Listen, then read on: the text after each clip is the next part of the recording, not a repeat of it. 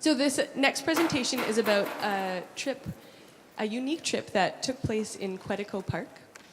I first learned about this trip from my friend Torie Gervais, and I saw photos. She was a guide of the trip, and I saw photos of the trip and was completely taken with the kind of magic that you could feel from the photos of the park and of the experience that these people were having for the first time in this park. We're going to get to hear from multiple voices of people who were on this trip. First off, we're hearing from Glenda McLaughlin, who is the Executive Director of the Quetico Park Foundation. Thank you very much. My name is Glenda McLaughlin. I'm the Executive Director of the Quetico Foundation. We're really honored to be here and have an opportunity to present to you one of what we perceive as our most value-intensive programs. First of all, I'd say personally I feel quite humbled to be here in that my paddling resume consists pretty much of canoeist. And it's really I feel quite honored to be in front of an esteemed group of outdoors people. Really my only claim to fame in the paddling community is by association with Becky Mason, who is my sister-in-law and also sits on our board of directors. The Quetico Foundation, for those who may not be familiar with it, we're a nonprofit charitable foundation. We've been around for as long as I think many of you in this room, including myself, which would be over 60 years. Our mandate is wilderness preservation, and in addition to advocacy and liaison kind of work, we deliver a number of youth-focused research and education-based programs in Quetico Park. One of which is the program that you're going to get a glimpse into this evening. The program that we wanted to share with you tonight is called the Ridley Wilderness Youth Program. It was started in 2006 in thanks to a bequest from Norma B. Ridley, who is the spouse of one of the founding directors of the Quetico Foundation.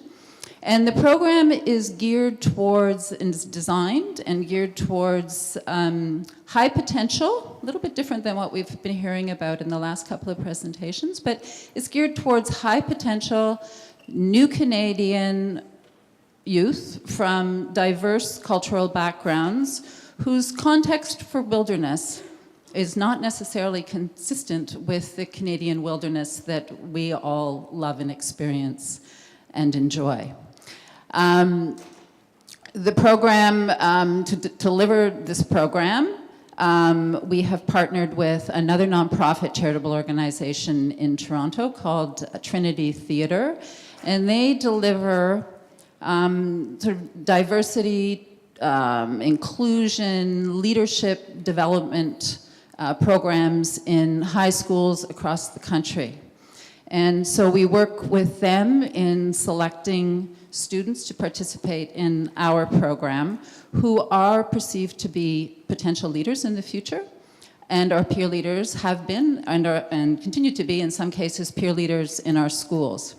The objective of our program is to ensure that our future leaders, our political leaders, our business leaders, our community leaders are going to make decisions in the future that are consistent with our wilderness values. So, with that, I think I will pass it on to, we have Abigail and Aman and Faruqi, and their trip leader, Torie, and they will share with you a little bit about how their experience in Quetico has changed and shaped their view of our world. Hi, thank you very much.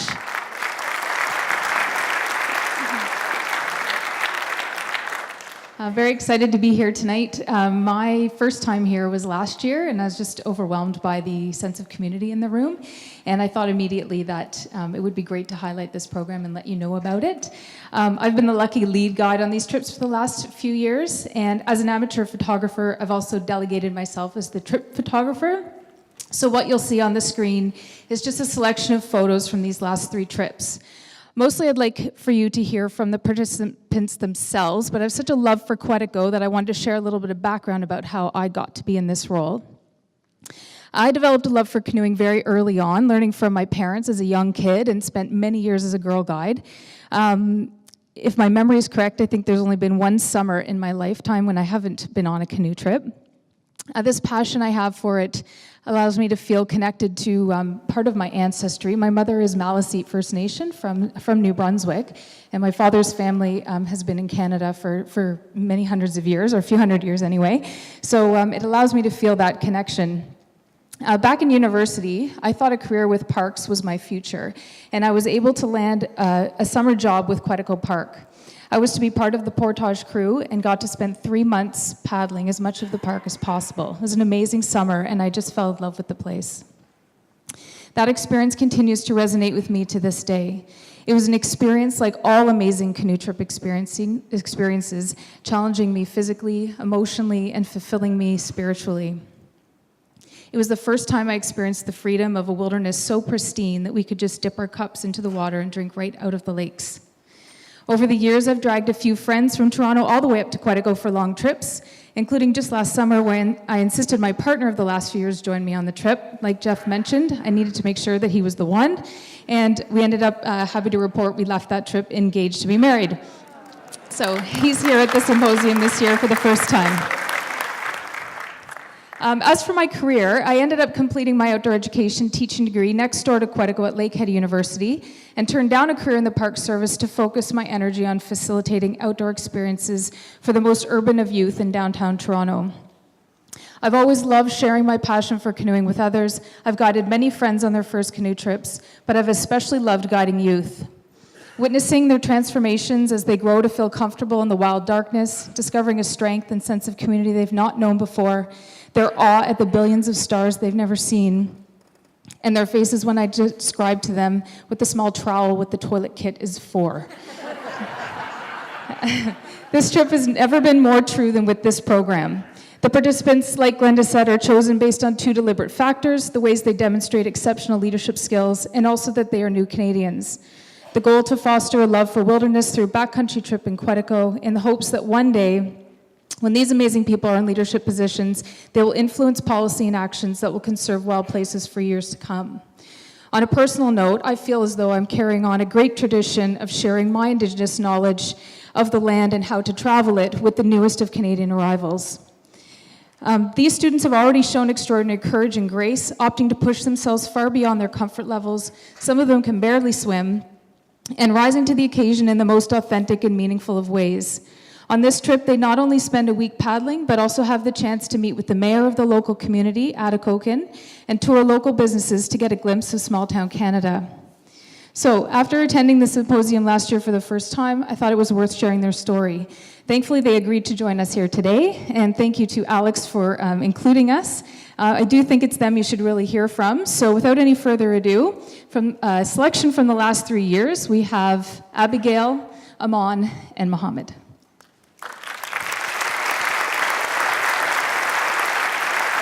Thank you so much. It's such a privilege to be here today with you guys.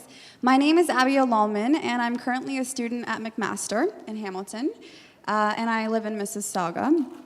So the purpose of the talk I want to talk about is, and just to highlight how important this program is, and how it's impacted my life, and how it's instilled a passion for canoeing in my life and for Canadian wilderness. So a little bit about my backstory. I was born and raised in India, and I moved to Canada in 2012. I was totally a city girl. I didn't consider myself too outdoorsy. I hadn't put myself out there that much, and kind of like Torie hinted, I didn't really know how to swim. I'd taken lessons, so I know I wouldn't drown, but basically everything else I'd forgotten. So not very experienced, and I definitely wouldn't have thrown myself out into the wilderness on my own. And that's why I'm so grateful for this program, for facilitating me. So when how I got in touch with the Quetico program is really through Trinity Theatre.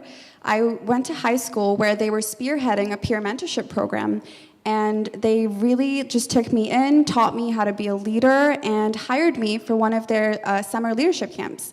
And they were so good to me, and they told me about this Quetico program, and they said, Abigail, we really want you to go for this. And I was so excited. I knew I hadn't experienced something like it, but I was thrilled to just put myself out there and give it a go.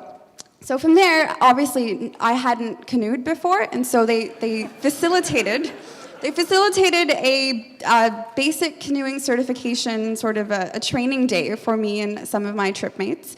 And it was just hilarious being out on the water that first day, learning how, to stroke and just the basic things. We got a level 1 certification. And I realized a lot of things about myself. I loved to be in control. I loved being in the stern. It was awesome.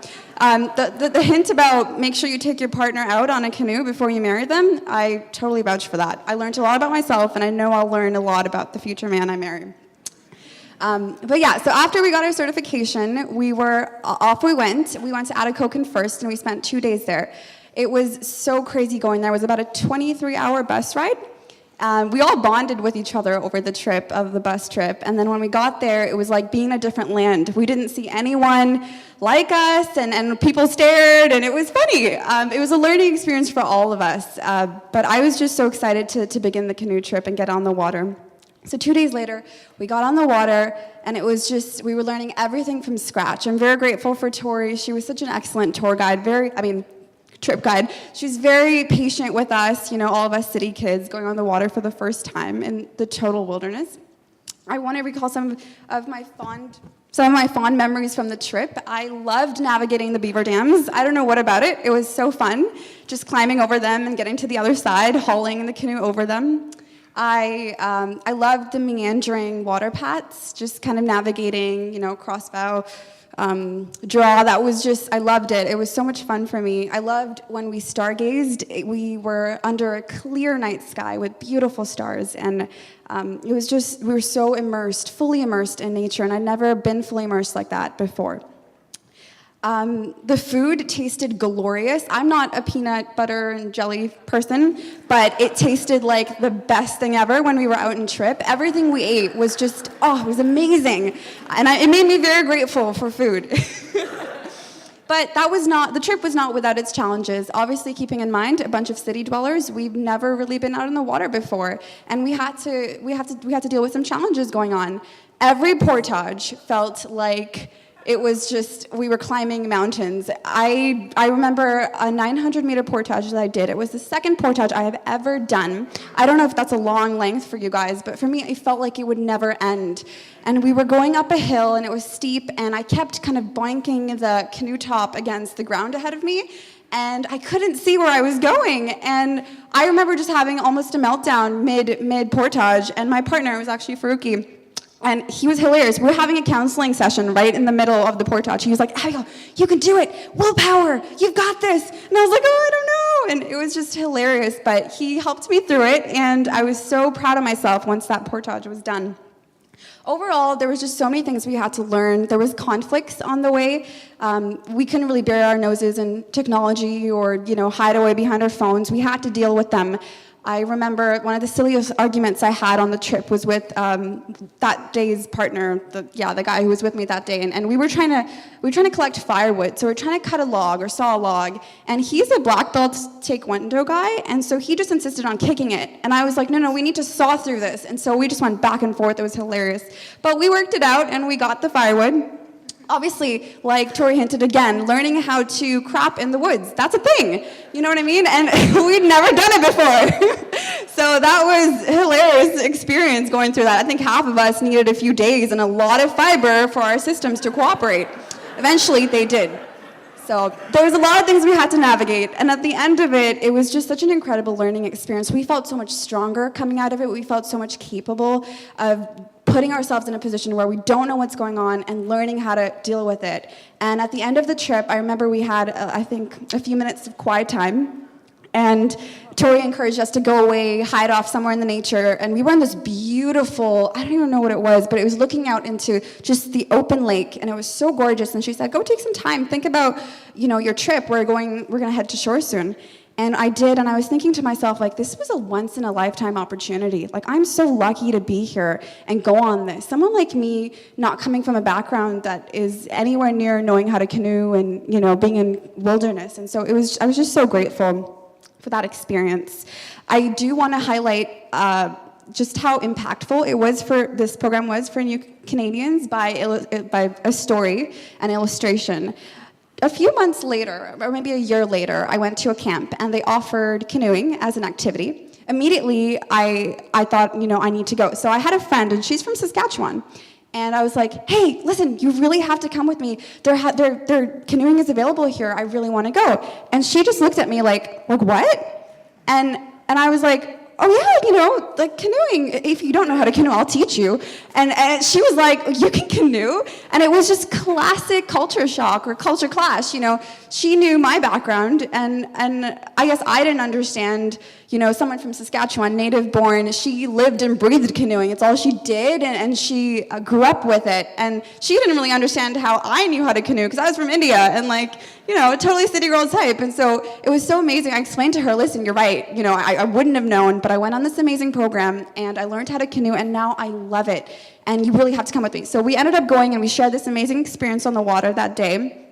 And it was just a learning experience for both of us, even in terms of our cultures.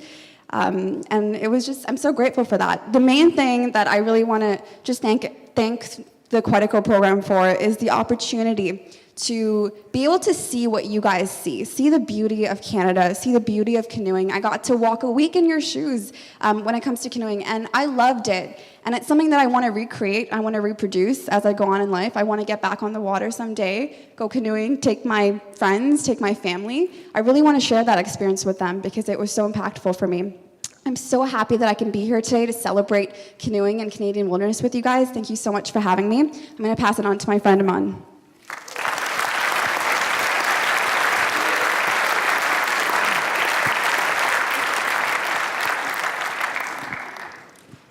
That portage is really bad. I think I slipped on that one. So, my name's Aman. I'm 22, and I'm studying at Ryerson University right now. I wanted to start off by explaining the first day that I had in the park. We started off doing I think a 100-meter portage, my first portage ever. The second I got onto those wooden planks, I'm like, I love this. I can't wait to do this for the next 5 days. I put the paddle in the water, and just we had beautiful weather for 5 days straight. And yeah, the whole day was just great. We paddled for about 5 or 6 hours a day. And towards the end of that day, we got to this one piece of land, and Torie and our other tour, a trip guide was saying that we gotta start putting our tents up because it's getting dark. And we got off our boats, our canoes, and we started walking on this piece of land. And I started walking maybe 100 meters this way and then 100 meters that way, and I just kept seeing water around us. And then I realized we were on our own island, and it wasn't any bigger than this room. It was probably half the size of this room, and we couldn't really tell because there's pines everywhere. And just the idea of that we had our own little island for the night was definitely amazing. And then I remember this one time when we got into our tents, everyone had their own job. Someone has to make a tent, someone has to make food, someone has to, kind of get the canoes and all the packs out of the canoes. There's a bunch of stuff we had to all do. What happened was I was in the tent putting on my pants because it was starting to get cold, and I hear Torie screaming, and she's like, guys, come outside right now. And I'm like one leg in, and I'm like tripping over stuff. I fell out of the tent, and we had this little, where we had our campfire, there's like a large rock, and then it's basically the lake itself. Hello? And you can see like the lake and the sunset about to go down, and she was looking up. I'm like, what is it? And we got to see the northern lights that night. It was actually one of the most beautiful things I've ever seen, and I guess it was a blessing because it was also my birthday on that night. I turned 21, so cheers to that. It was definitely just an amazing experience. overall, the appreciation I gained for Canadian wilderness was it was out of this world. I definitely started going camping ever since then. It's been 2 years since. I've been on 3 camping trips. I'm planning a canoe trip this summer if my friends cooperate. And like at this point, we did 2 camping trips where I just wanted to make sure we don't kill each other. So now we got to bring in the boats. Hopefully that works out. Yeah. I like to just talk about how this trip and the opportunity that Quetico Foundation gave to me was definitely eye-opening. It helped me just kind of take in how large Ontario is. Abigail said it took 24 hours, almost, was it 22 hours? Around 22 hours by bus to get to Atikokan, and that wasn't even the most western side of Ontario. So just the idea of how large Ontario is compared to Canada itself is definitely something I want to explore in the future. I also actually want to just say that the idea of canoeing and how you guys get to live your lives is absolutely amazing. And I definitely want to do that in the future. I went to India. My parents are from, I was actually born in Canada, but my parents are from there. I went to India just a month ago and I came back for about 3 weeks, and I had the chance to go on a canoe there. It's the last thing I would want to do there because the water isn't actually great. Like in Quetico, we were able to dip our water bottles in the lake and just drink it straight out of there. Just the thought of that was just, whoa, like what am I doing? I'm definitely gonna get sick or something, but I mean, it was absolutely the best tasting water I've ever had. But yeah, so I had the chance to go to India and go on a canoe there, and the idea that, the connection that I had, the second I got on the water, I didn't feel like I was in that country. I felt like I was back in Quetico. Because there's just water around you, and there's shorelines, left, right, and in front of you, and trees. It was in the lake where a lot of birds would migrate from Russia and other northern countries, and they'll follow the path to, Indonesia. And yeah, I've seen flamingos, cranes, herons, ducks, all that. And I just wanted to point out that even though I was in a canoe in a different country, I felt connected to Canada itself. And even though a lot of the canoeists in Canada do this as a recreational activity, I got to see that it is something that people still rely on to live, bring food home for their family, and it is a primitive method of transport for everyone to this day. And yeah, I'd just like to say that I got to put on a little different lens when I was out on a boat, because I can't really, look at my phone or think about what's for dinner or anything else that would be on my mind. I got to really view my surroundings and people around me in a different light. So yeah, thank you.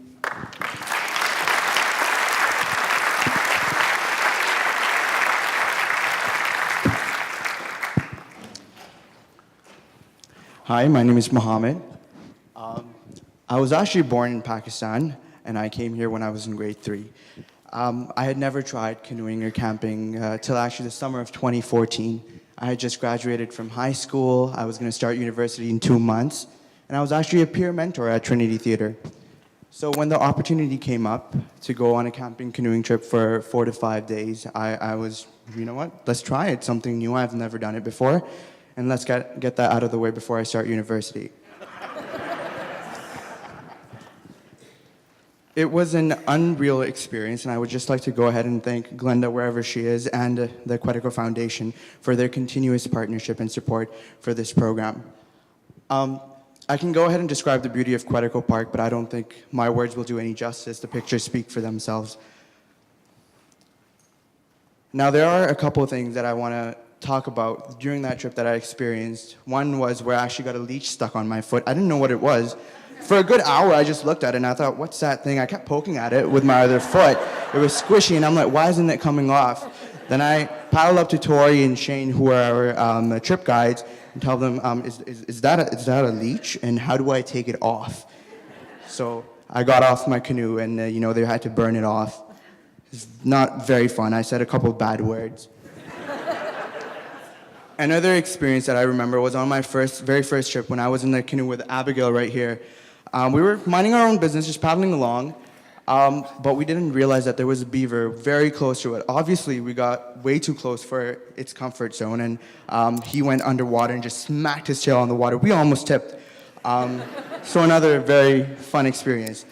But one thing that always comes back to me from this trip was the fact that I could take my water bottle and drink straight out of the lake. That's something that's very special. For me, I'm from Pakistan. We can't ever imagine doing that, let alone like drink from the tap water. We have to boil it first before we can drink it. And still, yet every year, 250,000 children under the age of 5 die from waterborne diseases. So after that, it made me realize just how privileged I am to be living in a country like Canada, to have witnessed wilderness at its purest. So when I got asked to go on this trip for the second time as a peer leader, I was all in. I was ready to assist these students who were going to experience wilderness for the very first time on their own. And one of the great interactions I had the second time around that I went was with that gentleman named Jelani over there right behind me. He was going to start university in a month. He was going to go to Waterloo.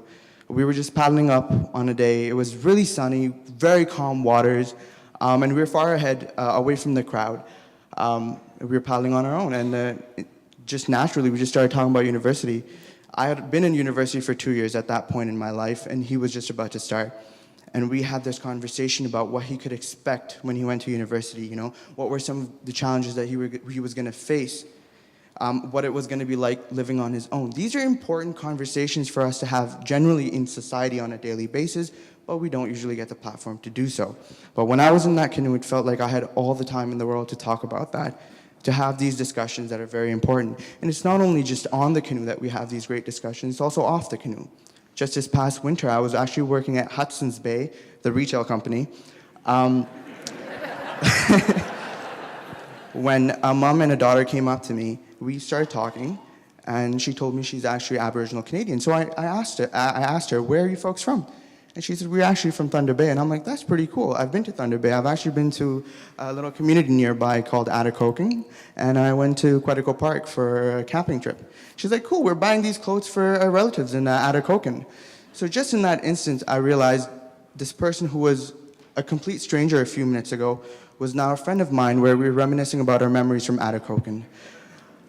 So it's really special how you see, because of our experiences with nature, how we feel closer and part of our culture that we have here. Now, fast forward to today. I've been to Quetico. I've been with the biologists who are doing research there on plant life and the invasive species of crayfish. I've set out on my own career path. Last year at Ryerson, I was doing research on medicinal marijuana. Just this past January, I started a co-op position at Sanofi Pasteur. It's down on Steeles West. It's actually an international pharmaceutical engineering company. We manufacture 1 billion vaccines each year. Billion vaccines each year for various different diseases such as polio, tetanus, diphtheria, tuberculosis. So every day that I go into work, I know that directly or indirectly, I'm making someone's life better. It could be that child in Pakistan who's going to grow up, get that vaccine, past the age of 5, and just maybe one day he'll come to Quetico and paddle the same waters that I got to paddle. It's very important that nature be a part of us, and it is just as important that we be a part of it. With that being said, I would just like to thank the Canoe and Wilderness Symposium and the organization who allowed us for this humbling opportunity to speak over here and reflect on our experiences. And I just want to thank the audience for their time. Thank you.